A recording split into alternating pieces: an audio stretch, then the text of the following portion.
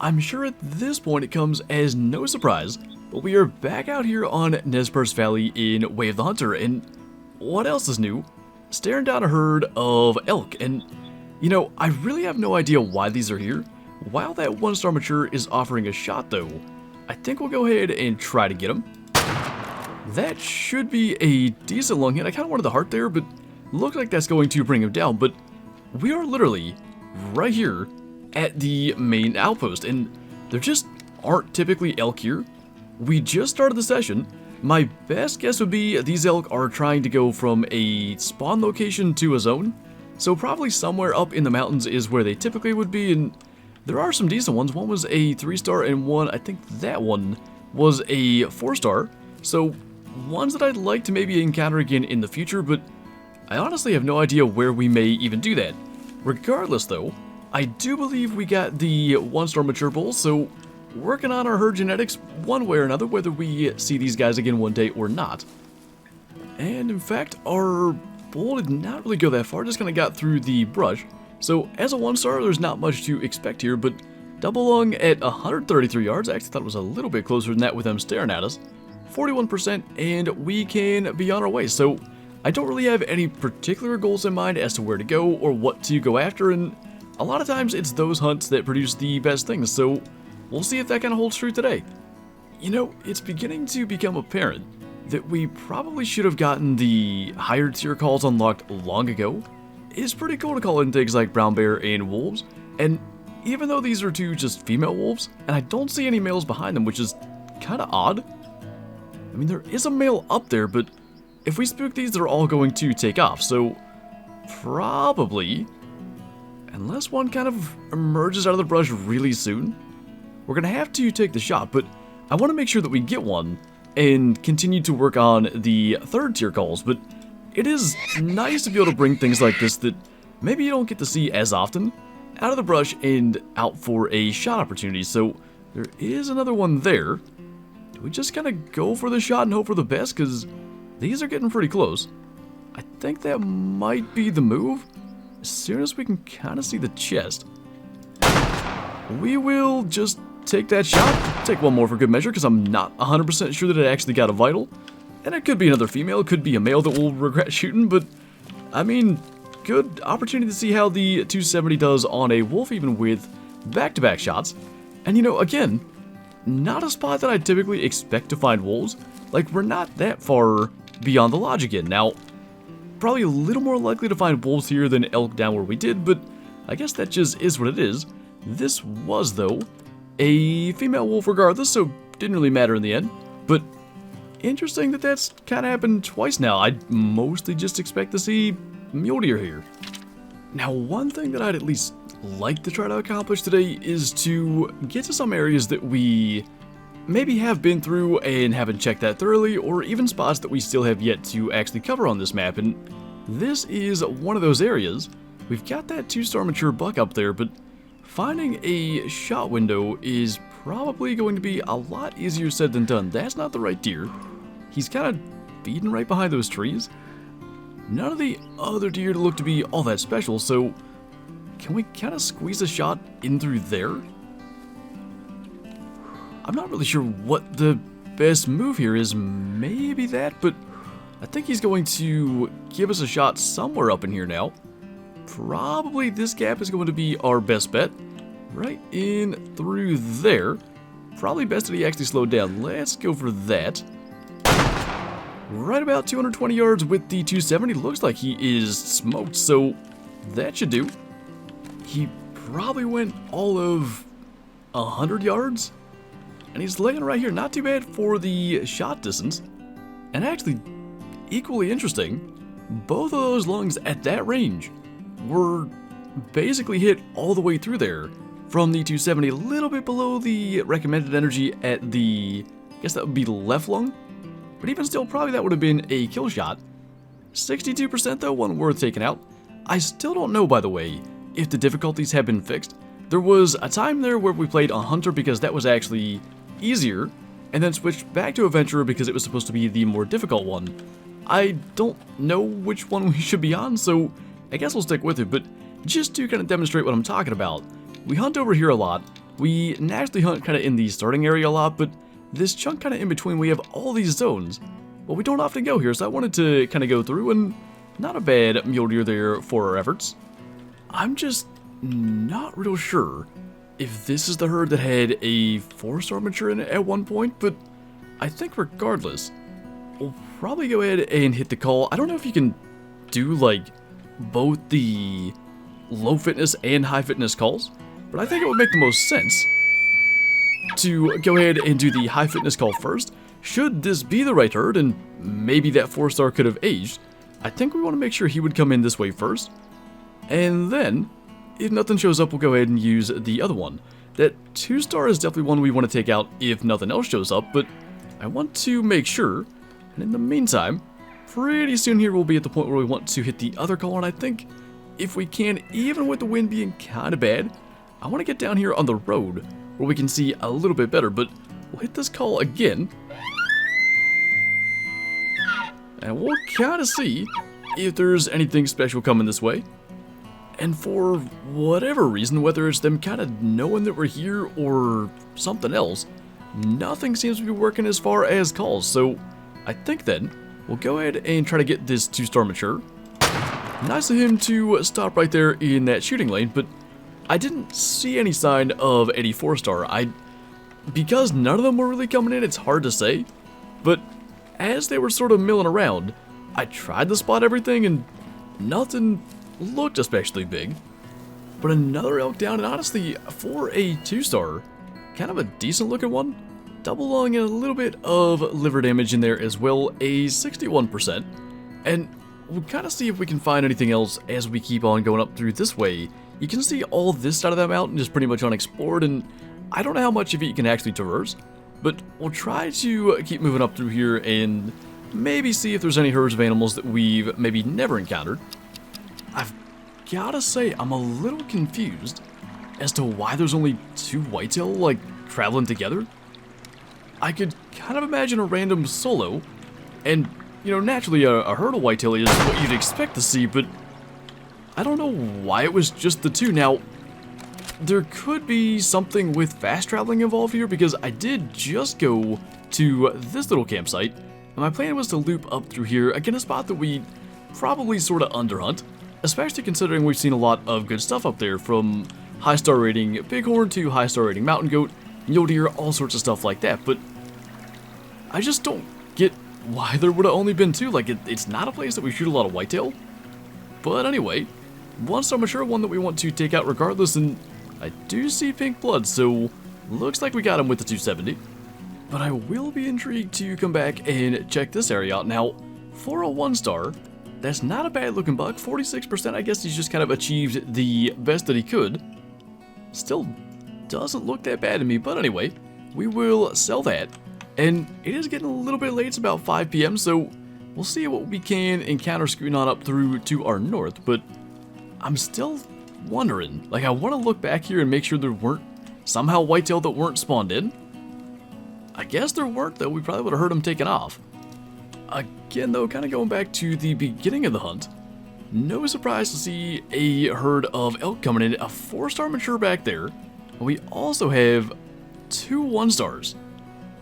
I wonder what are the odds we could actually get both. So the 4-star was actually coming in because I did the high fitness call first, and then I did the low fitness call, and these guys are working their way in.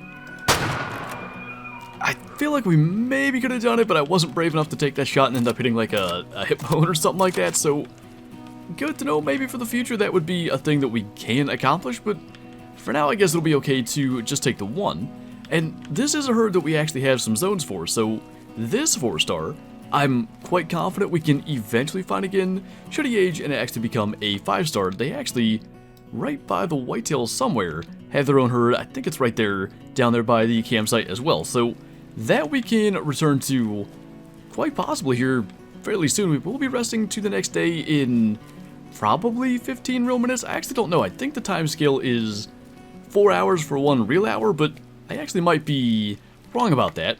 Regardless, we'll grab our 1-star mature and see if we can manage to get 1 or 2 more things before dark. Actually, sort of without trying, shot him right through the heart. Not a bad deal. he was a 33%, getting a lot of 1 and 2 star matures off our map today. So we've got another herd of whitetail, I think with 2 3-star matures if I'm spotting that correctly, and then a 2-star adult. All of those are relatively promising, so I don't know that I want to shoot any of them, but we're going to try to scoot forward and maybe get a better look. The one thing with the whitetail calls, and it was the reason that I wanted to shoot things like the gray wolf today that we were calling in, we have 3 different tiers. There's the doe grunt that naturally attracts the does, the young buck grunt that only attracts the low fitness males, and then a 3rd tier which we do not have unlocked that you need to call in the high fitness males. So is that one just happening to go this way, or did merely flipping through those calls do something? She did eventually just go back with the herd, but one thing I can confirm is that none of these bucks are, according to the game, classified as a low fitness male. I've hit this call a couple of times, and they are just simply not interested, so hard to say if they'd technically be a high fitness male. Only way to find that out would be with the proper call unlocked, but I don't think we're going to shoot any of these. I think we are going to let them go, and I just can't help but look at these racks and think back to the last herd that had the 2 4-star matures that never did end up hitting 5. They're very similar. Maybe this time we have something. I think we've got their herd somewhere, although none of these are whitetail, so maybe we don't. I mean, we're finding zones for everything else. I'm kind of assuming this is a black bear zone. That's a mule deer zone as well, because there's a black bear feed zone here. I've never seen such a tiny area for mule deer, but literally everything else is here. And despite following the whitetail trail on both sides, I just can't get an actual zone for them. So there was one more indication of a drink zone right in this area. I'm assuming that's part of the mule deer, and it is. I just don't know. I feel fairly confident saying like this lake is the place to find those whitetail, but would have loved to have gotten a zone just to confirm it. There's the zone that I was after. I don't know. We went around the entire lake, and just about every species except moose drinks here, so probably a spot we should check more often, but I think it's going to be that herd there, which would match up with where we just saw them, so that's good to know. Took longer than intended. It's 7 p.m. now, but I think probably what we can do is rest back to morning, probably go and check on the 1 4-star black bear that we've been keeping an eye on, and start to branch out and check other spots again. Speaking of whitetail though, before we go off and go for black bear for a moment, I wanted to come back and check on the herd that was the one that we kind of were relying on to produce a 5-star, and while the 2 4-star matures did not make it, there is now a 3-star adult. There was a 2-star adult we were watching that I kind of figured might have decent odds. I feel like that has a really good chance, and who knows with a couple of 1-star youngs that have respawned from the few bucks that we shot out of this herd, what they may become. But again, nothing to shoot here, just definitely want to keep an eye on. When they get to 3-star as an adult, I feel like that's got a good chance.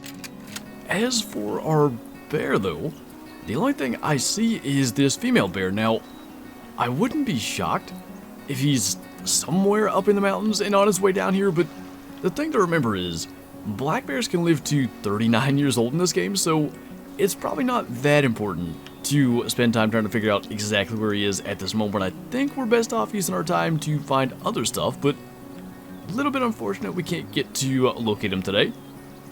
Now that was a pretty big whitetail. He's a 4-star again.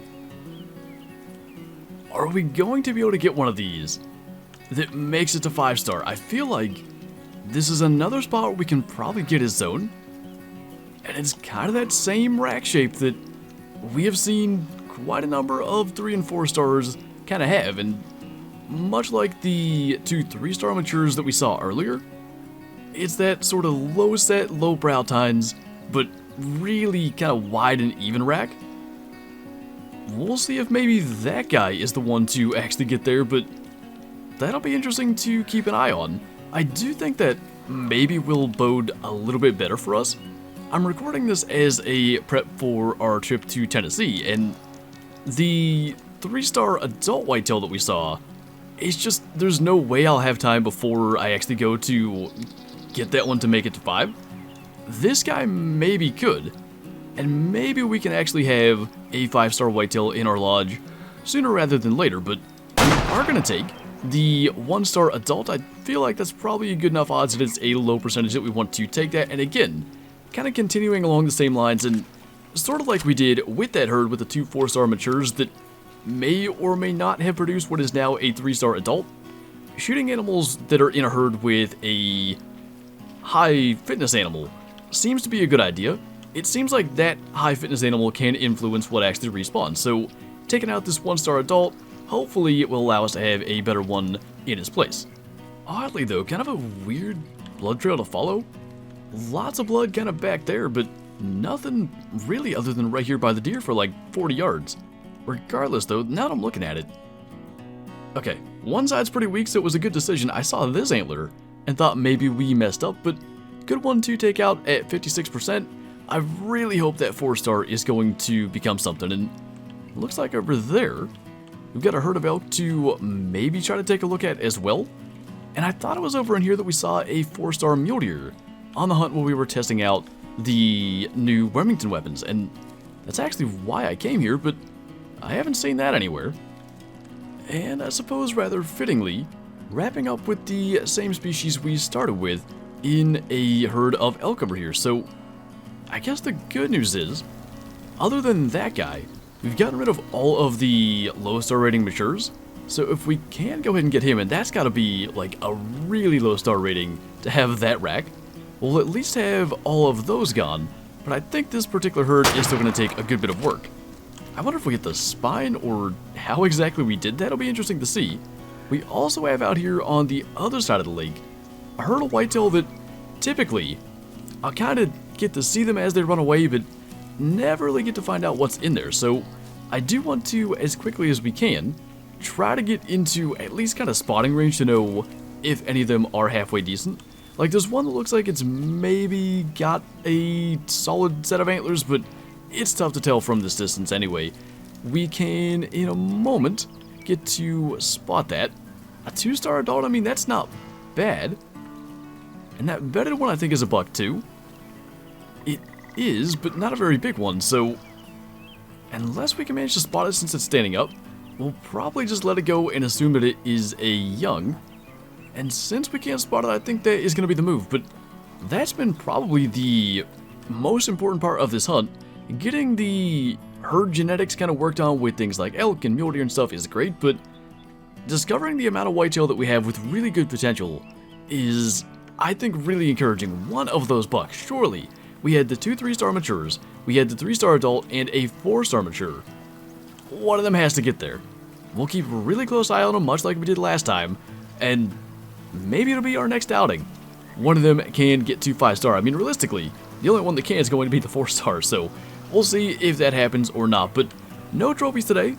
Lots of progress, though, and getting to use the 270 and 300 Remingtons has been a blast every time we've gotten to do so always nice to get to use those as well. But anyway, that is going to do it for this video, so as always, thank you guys for watching, and I'll see you next time.